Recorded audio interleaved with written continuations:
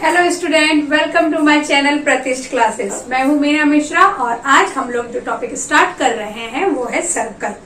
तो सर्कल के बारे में आप काफी कुछ जानते हैं, एक बार हम कुछ बातों को रिवाइज कर लें। देखो, ये जैसा कि आप जानते हैं कि ये क्या है, ये सर्कल है। इसमें जो ये पॉइंट होता है सेंटर, इसको हम क्या बोलते हैं, सेंटर। इसको आप P से डिनोट कर सकते हैं। उसके बाद सेंटर से सरकमफ्रेंस पे जो लाइन होती है, ये इस टाइप से आधी लाइन, सेंटर से सरकमफ्रेंस पे जो लाइन होगी उसको हम क्या बोलेंगे। जैसे अगर आपने इसको ए नाम दे दिया तो PA इज रेडियस।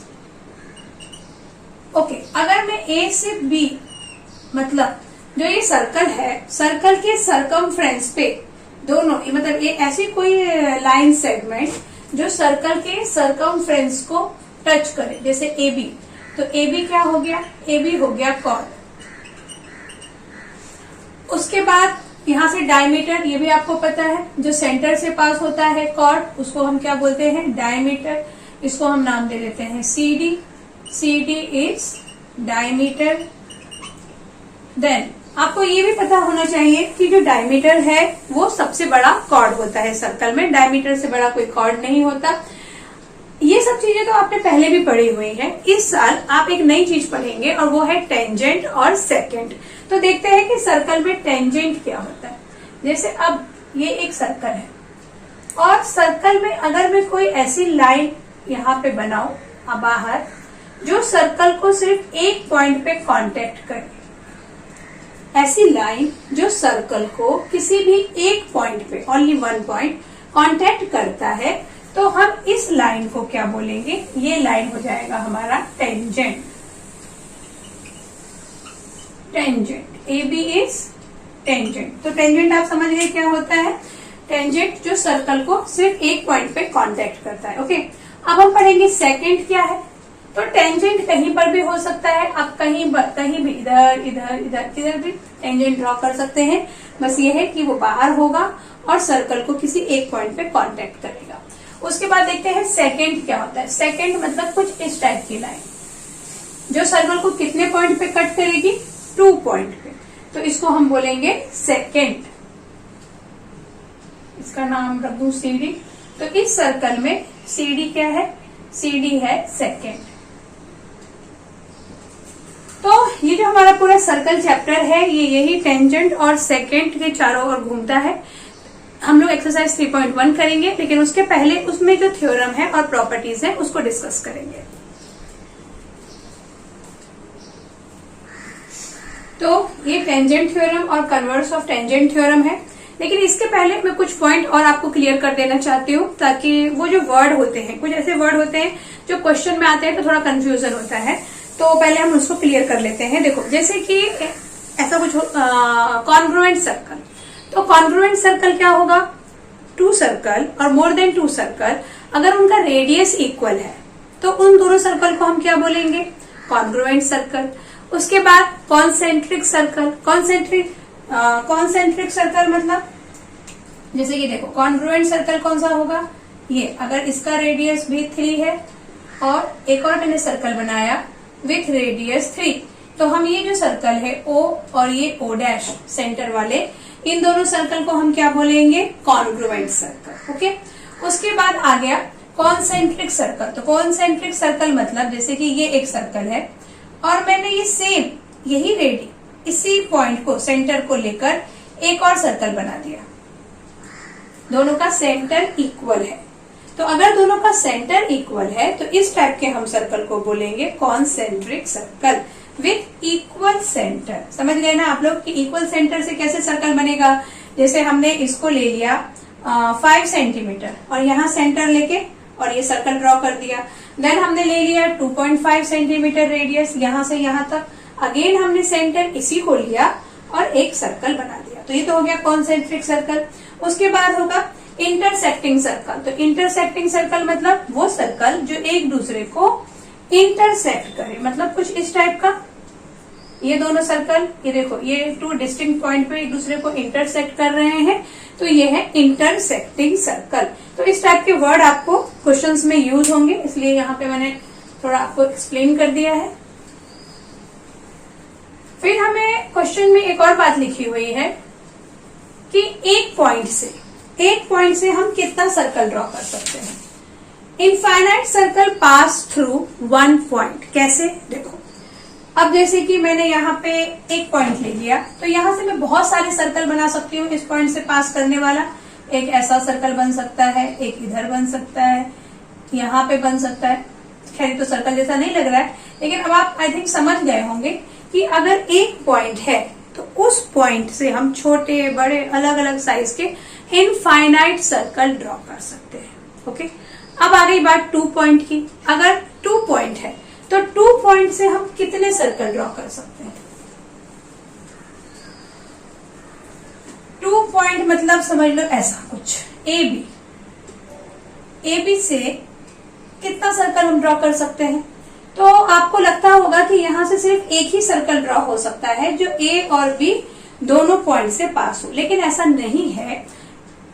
अगर आपने इस तरह से कोई लाइन ड्रॉ कर दी और यहाँ पे एक परपेंडिकुलर बाइसेक्टर ड्रॉ कर दिया, तो आपने ये थ्योरम जरूर पढ़ा होगा कि परपेंडिकुलर बाइसेक्टर के ऊपर हम कहीं भी कोई भी पॉइंट लें तो वो जो पॉइंट होगा वो ए और बी से इक्वी डिस्टेंस होता है। जैसे मैंने यहाँ ले लिया P, यहाँ P2 ले लो, यहाँ P3 ले लो, तो ये जो AP है, AP is equal to PB होगा, then AP2 is equal to P2B, then AP3 is equal to P3B। मतलब इस पे ऊपर या नीचे, यहाँ पर हम कितना भी पॉइंट लें वो सारे पॉइंट इस ए और बी से इक्वी डिस्टेंस होंगे। तो अगर मैं इस पॉइंट को सेंटर लेकर सर्कल ड्रॉ करूंगी तो वो भी ए बी से पास होगा।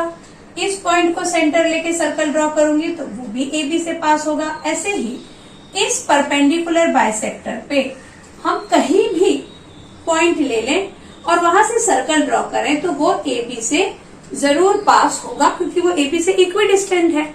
तो इसका मतलब ये हुआ कि 2 डिस्टिंक्ट पॉइंट से भी हम इनफाइनाइट सर्कल ड्रॉ कर सकते हैं। Infinite number circle passes through 2 distinct point. उसके बाद आ गया 3 पॉइंट। अब अगर 3 पॉइंट को डिस्कस करें कि 3 पॉइंट से हम कितना सर्कल ड्रॉ कर सकते हैं, तो 3 पॉइंट कुछ ऐसा अपन ले लें, एक ऐसा, एक ऐसा, एक ऐसा। तो 3 पॉइंट से हम सिर्फ और सिर्फ एक ही सर्कल ड्रॉ कर सकते हैं। मतलब ऐसा एक ही सर्कल पॉसिबल है जो वो तीनों पॉइंट से पास हो। ओके, तो ये तो हो गया 3 कोलिनियर, नॉन कोलिनियर पॉइंट। अगर आप देखें कि 3 कोलिनियर पॉइंट है, अगर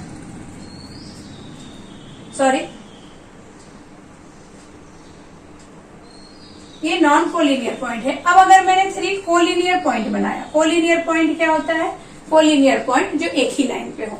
तो आप एक ही लाइन पे अगर 3 पॉइंट है तो उसमें से आप कितना सर्कल पास कर सकते हैं? यहाँ से कितना सर्कल पास हो सकता है? यहाँ से एक भी सर्कल पास नहीं हो सकता, क्योंकि देखो ये लाइन बीच में है, ये दोनों इधर है, तो यहाँ से एक हम सर्कल ऐसा ड्रॉ कर देंगे, फिर ये रह जाएगा। अगर आपने यहाँ से ड्रॉ किया तो ये रह जाएगा। मतलब अगर कोलिनियर पॉइंट है तो 3 कोलिनियर पॉइंट से हम एक भी सर्कल पास नहीं कर सकते हैं। तो ये तो कुछ इंपॉर्टेंट बातें थी जो मैंने आपको एक्सप्लेन की।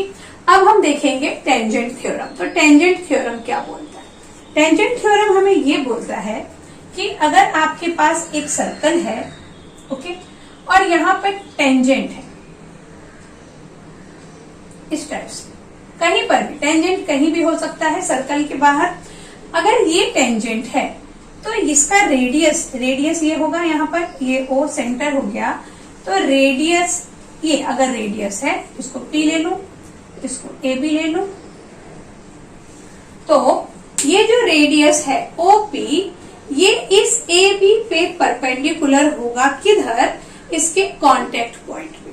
ये जो AB टेंजेंट है ये इस सर्कल को इस P पॉइंट पे कांटेक्ट कर रहा है। ओके, तो इस कांटेक्ट पॉइंट पे जो ये रेडियस है वो परपेंडिकुलर होगा। यही हमारा टेंजेंट थ्योरम है। A tangent at any point of a circle is perpendicular to the radius at the point of contact. तो ये टेंजेंट इस रेडियस पे परपेंडिकुलर होगा। कहां पर परपेंडिकुलर होगा? At a point of contact, यहाँ पर। अगर मैं यहाँ से रेडियस से इधर एक से लाइन ड्रॉ करूं तो वो परपेंडिकुलर नहीं होगा, इधर से ड्रॉ करूं तो वो भी परपेंडिकुलर नहीं होगा। क्यों? क्योंकि कांटेक्ट पॉइंट पे ही परपेंडिकुलर होगा। तो ये हमारा टेंजेंट थ्योरम था। ये आप लोग काफी सारा क्वेश्चन में यूज करेंगे। अभी मैं आपको ये थ्योरम को प्रूफ नहीं करा रही हूँ, उसके लिए मैं एक अलग वीडियो अपलोड करूंगी जिसमें सारे थ्योरम के प्रूफ होंगे। अभी हम सिर्फ ये थ्योरम को समझ लें और उसके बेस पे हम एक्सरसाइज के क्वेश्चन करेंगे। उसके बाद है कन्वर्स ऑफ टेंजेंट थ्योरम। तो आप लोग को पता ही है कि कन्वर्स में क्या होता है, जो बात सही है, जैसे कि यहाँ पे जो टेंजेंट थ्योरम में जो बात कही है उसी को अदर वे में कहा गया है। तो कन्वर्स ऑफ टेंजेंट थ्योरम क्या बोलेगा? A line perpendicular to a radius, मतलब ये कोई लाइन है, अभी हम ये नहीं बोल रहे हैं कि ये टेंजेंट है, ये कोई भी एक लाइन है जो इस रेडियस पे परपेंडिकुलर है at its point on the circle. ये सर्कल पे ये पॉइंट है P, इस लाइन का ये जो P पॉइंट है ये सर्कल पे है और ये पॉइंट पे ये रेडियस के साथ परपेंडिकुलर है। Okay, is a tangent of the circle. तो इसका मतलब क्या कि ये जो AB लाइन होगा वो टेंजेंट होगा और ये क्या है? Converse of tangent theorem. Tangent theorem में हमने क्या पढ़ा कि अगर ये टेंजेंट है, ओके, टेंजेंट है तो ये कॉन्टेक्ट पॉइंट पर रेडियस के पर परपेंडिकुलर होगा। और कन्वर्स ऑफ टेंजेंट में हम क्या पढ़ रहे हैं कि अगर ऐसी कोई लाइन है जो सर्कल पे परपेंडिकुलर हो किसी भी एक पॉइंट पर, तो इसका मतलब कि वो लाइन क्या है? वो लाइन टेंजेंट है। तो ये दोनों कन्वर्स ऑफ टेंजेंट थ्योरम और टेंजेंट थ्योरम आपको अच्छे से समझ में आ गया। अब इसके बेस पे हम लोग एक्सरसाइज 3.1 के क्वेश्चन करेंगे।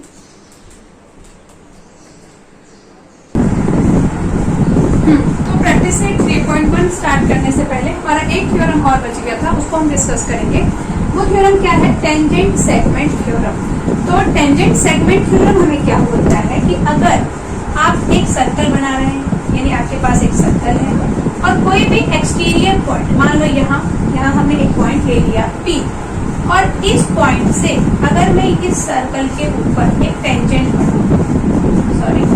ये कुछ ऐसा एक टेंजेंट यहाँ से बन गया और एक टेंजेंट ये बन गया, तो ये जो टेंजेंट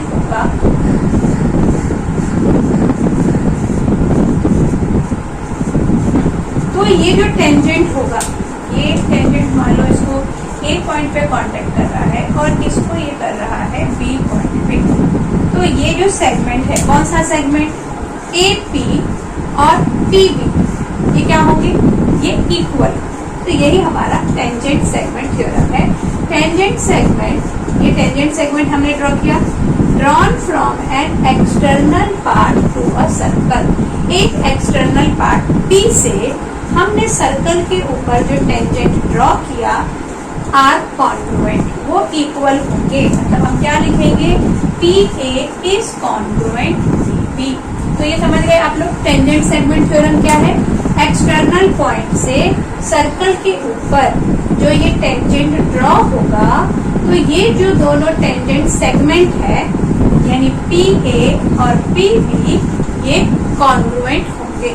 तो इसको समझने के बाद अब हम एक्सरसाइज 3.1 का फर्स्ट क्वेश्चन करेंगे।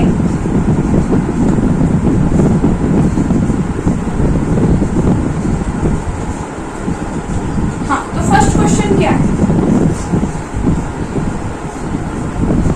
In the adjoining figure, the radius of circle is C.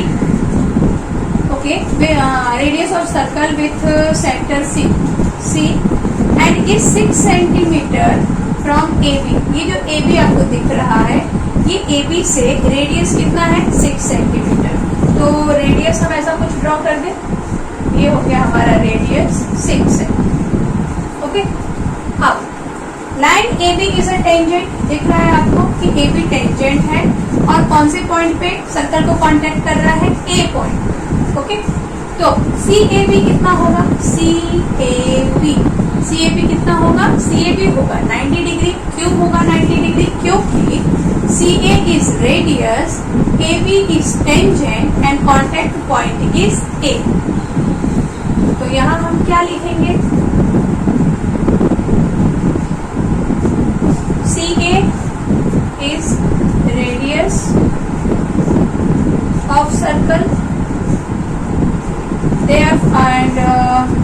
AB is what? AB is tangent at which point? कौन से पॉइंट पे टेंजेंट है? कौन सा पॉइंट है इसका कॉन्टेक्ट पॉइंट? A. तो AB is tangent at A. Therefore what? CA is perpendicular on AB. ये जो CA है ये AB के ऊपर क्या होगा? परपेंडिकुलर होगा। इसका मतलब क्या हुआ कि अच्छा यहाँ पे हम रीजन लिखेंगे कि भाई क्यों परपेंडिकुलर है ये।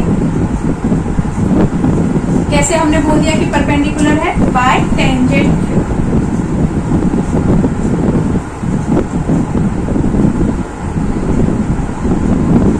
बाय टेंजेंट थ्योरम हम बोल सकते हैं कि CA is perpendicular on AB, क्योंकि हमने अभी टेंजेंट थ्योरम में पढ़ा था कि अगर टेंजेंट किसी भी सर्कल का जो टेंजेंट होगा वो अपने कॉन्टेक्ट पॉइंट से पर रेडियस के ऊपर क्या होगा? परपेंडिकुलर होगा। तो आप इसको CA परपेंडिकुलर AB या AB परपेंडिकुलर CA बोल सकते हैं, उसमें कुछ खास फर्क नहीं है। तो therefore angle CAB is equal to 90 degree. ये समझ गए? एंगल CAB 90 डिग्री क्यों? ओके। उसके बाद सेकेंड हमें क्या फाइंड करना है? Distance of point C from AB। ये C का AB के साथ डिस्टेंस कितना है? तो वो कितना होगा? 6 सेंटीमीटर होगा। ये AB लाइन यहाँ है, ये C यहाँ है, तो AB लाइन से C का डिस्टेंस कितना हुआ? 6 सेंटीमीटर। तो वो तो सीधे लिख देंगे 6 सेंटीमीटर। उसके बाद थर्ड में जाते हैं। डिस्टेंस ऑफ AB भी अगर मैं 6 ले लूं, 6 दिया हुआ है, तो फाइंड डिस्टेंस ऑफ BC। ये BC आपको फाइंड करना है, ये वाला वैल्यू BC कितना होगा ये फाइंड करना है। तो आपको ये हमने अभी बताया कि यहाँ पे 90 डिग्री का एंगल बन रहा है because it is perpendicular. Okay. और ये आपको 6 दे दिया है, ये 6 दे ही दिया था पहले ही। तो यहाँ से हम BC कैसे फाइंड करेंगे? याद आ गया ना? पाइथागोरस लगा के। तो हम क्या लगा देंगे? CAB by Pythagoras.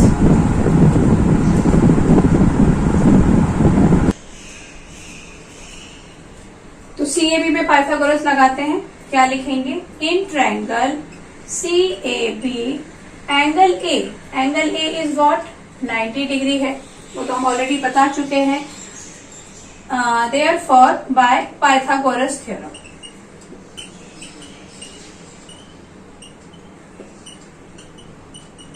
और ये बात आपको पता है कि पाइथागोरस थ्योरम कब लगेगा? जब वहां पे 90 डिग्री का एंगल हो, मतलब राइट एंगल ट्रायंगल में ही हम पाइथागोरस लगा सकते हैं। तो बाय पाइथागोरस थ्योरम हम क्या बोलेंगे?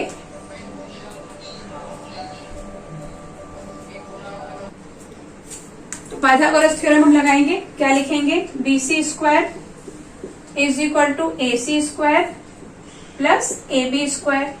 तो ये तो आपको आता ही है, फटाफट फाइंड कर लेते हैं। AC क्या है? 6 का स्क्वायर अगेन 6 स्क्वायर, तो ये हो जाएगा 36 प्लस 36, दोनों को प्लस कर दो तो कितना आएगा? 6 6 12, 3 3 6 एंड 7 72 आ गया। तो BC इज इक्वल टू क्या आ गया? √72। इसको हम फैक्टराइज कर सकते हैं क्या? नहीं कर सकते हैं। तो BC 2 3 जा 6, 2 6 जा 12। हाँ कर सकते हैं यहाँ पे इसको। और अगर आपको सॉल्व करना है तो आप फाइंड कर सकते हैं। 2 3 जा 6, 2 6 जा 12, 2 1 जा 2, 2 8 जा 16, 2 9 जा 18। उसके बाद ये 3 जाएगा, तो ये 2 बाहर आ गया। तो कितना बचेगा फिर? 3 3 जा 9 और ये 3 1 जा 3। तो 3 3 जा 9, 2 जा 18। ये कितना आ गया? 2√18। समझ में आ गया कैसे करना है इसको?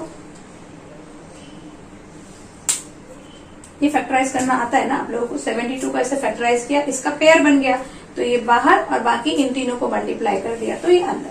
तो BC का डिस्टेंस हो गया हमारा 2√18। यहाँ लिख देती हूँ 2√18। ओके। अब हमें क्या फाइंड करना है?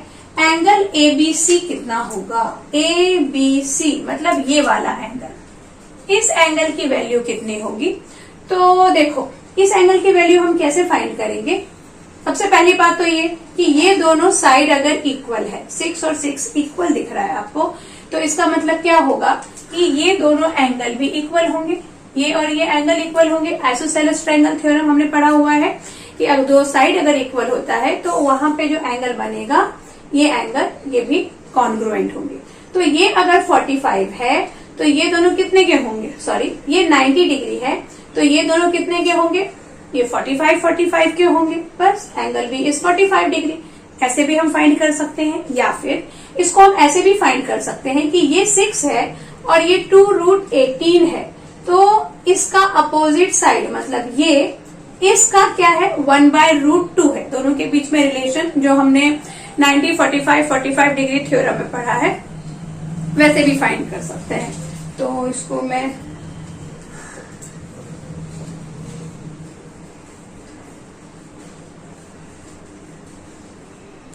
फिलहाल हम इसको सिंपल वे में ही लिख देते हैं। क्या लिखेंगे हम, थर्ड का इन ट्रायंगल ABC क्या है, AB is equal to AC, therefore angle B is congruent angle C। Okay, उसके बाद हम क्या लिखेंगे, angle A 90 degree is equal to, हम इसको X ले लेते हैं तो ये आ जाएगा angle A plus angle B plus angle C is equal to 180 degree होता है। A तो 90 दिया हुआ है, इसको आप XX ले लो 180 डिग्री। यहाँ हमने 180 डिग्री क्यों ले लिया, क्योंकि sum of all angle of triangle is 180 degree, तो उसकी वजह से यहाँ ये आ गया। अब इसको हम क्या कर सकते हैं, 2x is equal to 180 minus 90, तो 2x is equal to 90, x is equal to आ जाएगा 45 degree. It means what, angle ABC is equal to हो गया 45 डिग्री। तो ये समझ गए आप लोग, ओके। और इसको जो मैंने आपको कहा था 45 एंगल से फाइंड कर सकते हैं, तो उसमें हम क्या लिखते हैं कि AC is opposite of angle ABC and AC is equal to क्या हो जाता, यहाँ पे मैं आपको वो भी बता देती हूँ। देखो इधर हम कर लेते हैं, हम क्या लिखेंगे यहाँ पर, other method,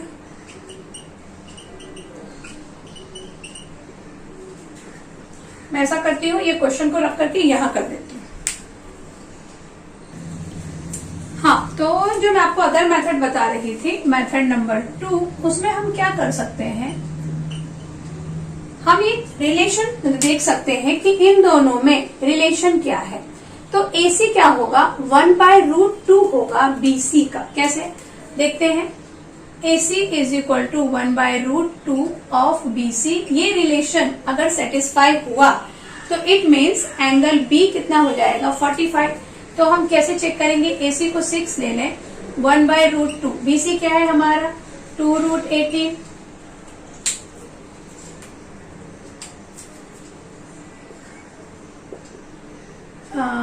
let's check, AC is equal to 1/√2 is equal to BC। तो ये 2 1 जा 2, 2 9 जा 18, तो यहाँ कितना आ गया 2√9, तो √9 का क्या होता है 3 होता है, तो 3 2 जा 6, दोनों इक्वल आ गया। मतलब कि ये रिलेशन सेटिस्फाई हो रहा है, AC is equal to 1/√2 of BC।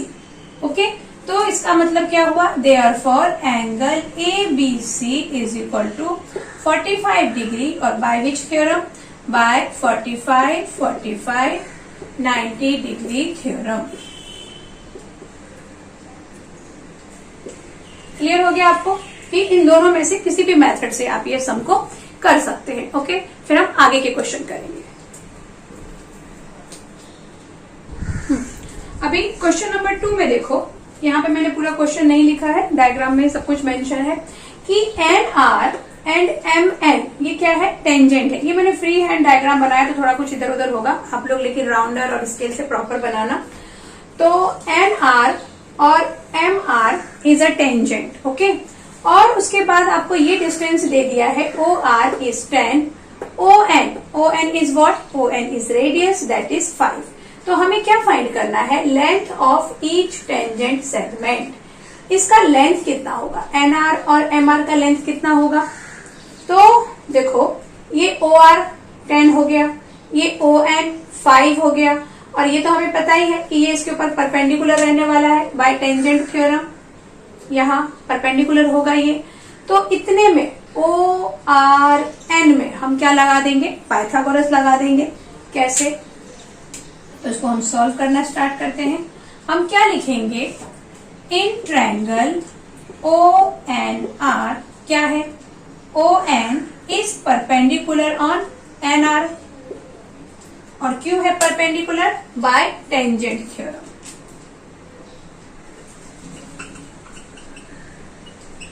हमने अभी पढ़ा था टेंजेंट थ्योरम में, टेंजेंट थ्योरम में हमने क्या पढ़ा था कि टेंजेंट अपने कांटेक्ट पॉइंट पे रेडियस पे परपेंडिकुलर होगा।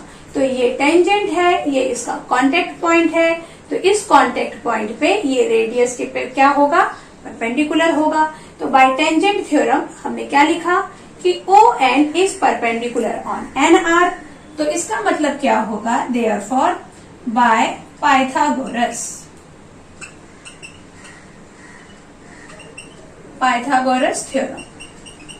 तो पाइथागोरस थ्योरम हम लगा देंगे। तो ये आपको पता है कि पाइथागोरस में क्या होता है, जहां पे भी 90 डिग्री होगा उसके अपोजिट साइड को ही हम हाइपोटेनस एज्यूम करेंगे। तो ये 90 डिग्री है, तो यहाँ पे हाइपोटेनस क्या होगा, OR।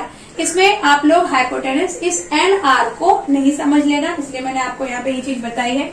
तो यहाँ लिख देते हैं, क्या होगा, OR square is equal to ON square plus NR square. Value put कर दो, OR कितना दिया है 10, ON 5 प्लस NR स्क्वायर। तो ये हो गया कितना 100, और ये 25 इधर आ जाएगा, माइनस NR स्क्वायर। 100 माइनस 25 कितना, 10 माइनस 5 इज 5, और ये हो जाएगा 9, 9 माइनस 2 इज 7, 75 रूट। तो NR की वैल्यू कितनी आ गई, रूट 75। तो NR अगर रूट 75 है तो MR भी क्या होगा, रूट 75। क्यों, अभी हमने पढ़ा था tangent segment theorem. Tangent segment theorem में हमने क्या पढ़ा, एक्सटीरियर। तो सेकंड क्वेश्चन में अब हमें क्या फाइंड करना है, MRO, एंगल MRO। तो ये MRO के साथ आप देखो रिलेशन क्या है, MRO ये जो एंगल होगा, तो इसका जो हाइपोटेनस है यानी ये 10 और ये 5, इन दोनों के बीच में क्या रिलेशन है, ये 5 इस 10 का हाफ है। तो हम क्या लिखेंगे, OM इज 1/2 ऑफ OR। ये चीज आपको समझ में आ गया ना कि मैं क्या समझाना चाह रही हूँ, कि ये इसका अपोजिट साइड, मतलब ये OM इस हाइपोटेनस का हाफ है, 1/2 ऑफ OR है, दिख रहा है, ये 5 है, ये 10 है। तो इसकी वजह से हम क्या लिख देंगे, therefore angle MRO is equal to कितना, 30 डिग्री। और कौन सा थ्योरम लग जाएगा यहाँ पे, बाय 30, 60, 90 थ्योरम।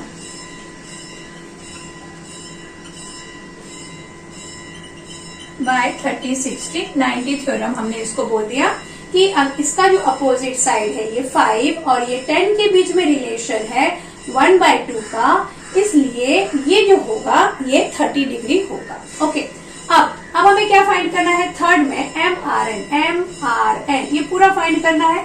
तो इसके लिए हम क्या कर दें, थर्ड हम प्रूव कर रहे हैं, in triangle MRO and triangle, कौन सा ट्रायंगल,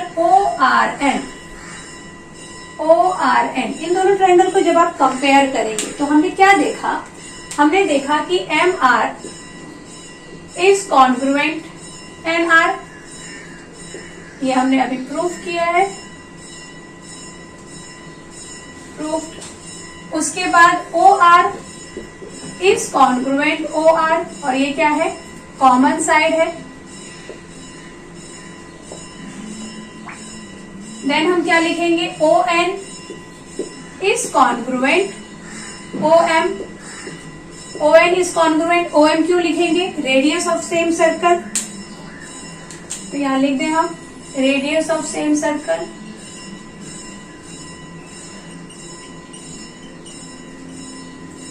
और इसके बेस पे हम क्या लिख देंगे कि triangle MRO is congruent triangle ORN. By which test? By SSS test. SSS test लग गया क्योंकि हमने तीनों साइड को ही रिलेट किया है।